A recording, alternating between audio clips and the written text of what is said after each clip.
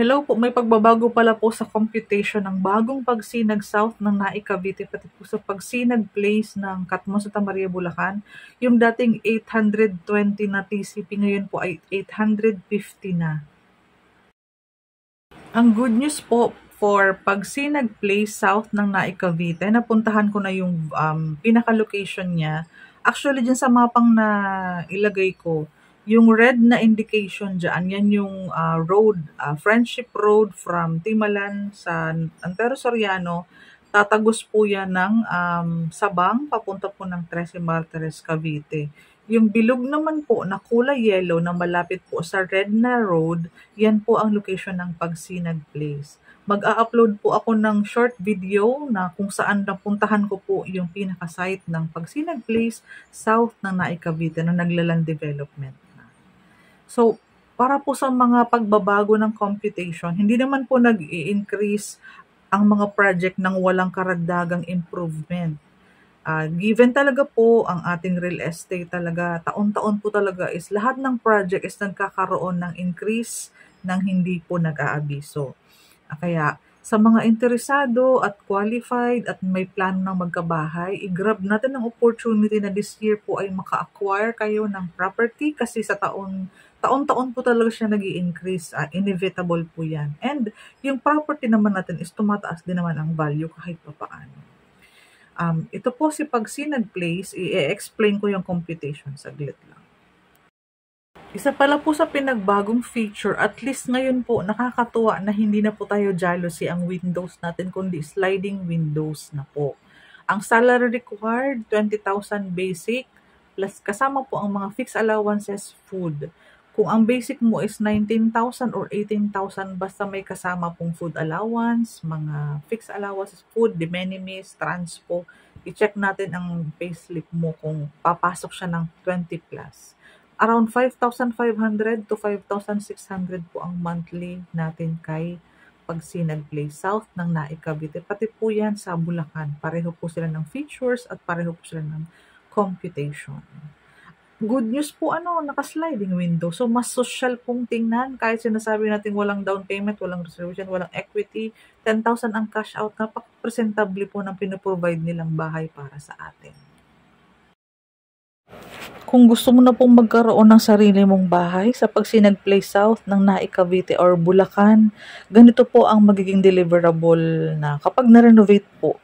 So, 36 square meters po ang lot area. Ganon pa din, 36 square meters pa din po ang floor area. May space sa harap ito o ginawa nilang covered. Receiving area. Pagsinag Place po ang location na ito. Ayan po, maganda naman po ang naging kalabasan kapag pinaparenovate na natin ang ating mga unit. Ayan po siya, may drop ceiling, maganda po ang pagkakagawa, ayan po. Kaya sabihin natin, walang down payment, walang reservation, walang equity, nakapag-ipon ka po ng pamparenovate ng bahay mo. Ang tawag po dyan is pin light, cove light, ayan siya.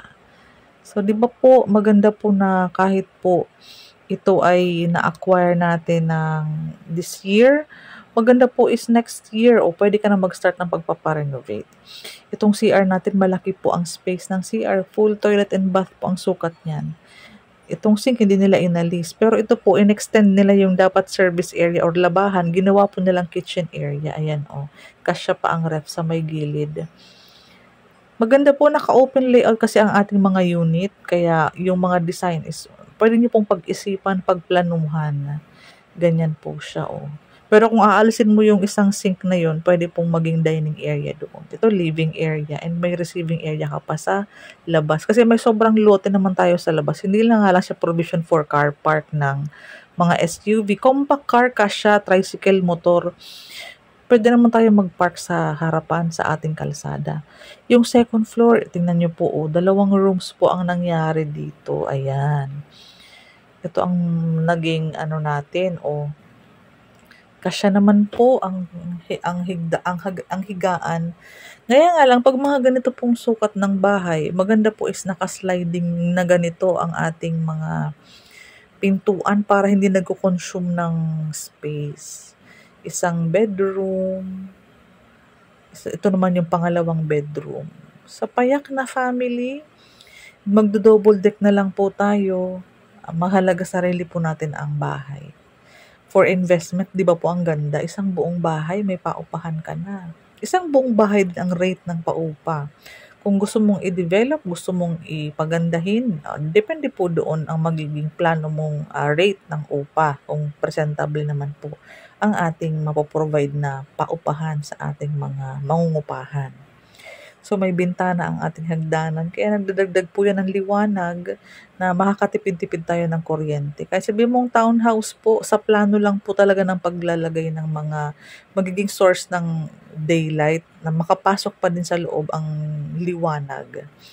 Ito ang ating living area, TV rack, dining area. Maganda po sana kung matanggal po yung sink. I-search po ninyo sa Facebook ang aking pangalan, Cindy Bernal Hapil. Yan po ang aking Facebook kung saan po kayo magchat-chat para sa tripping reservation at sa mga iba pong katanungan. So please subscribe sa aking YouTube channel. Malaking bagay po ito sa magiging growth ng aking channel. Paki-like na din po at paki-comment na din kung may mga ibang katanungan pa para magagawan ko po kayo ng short video kasagutan po sa mga itatanong po ninyo.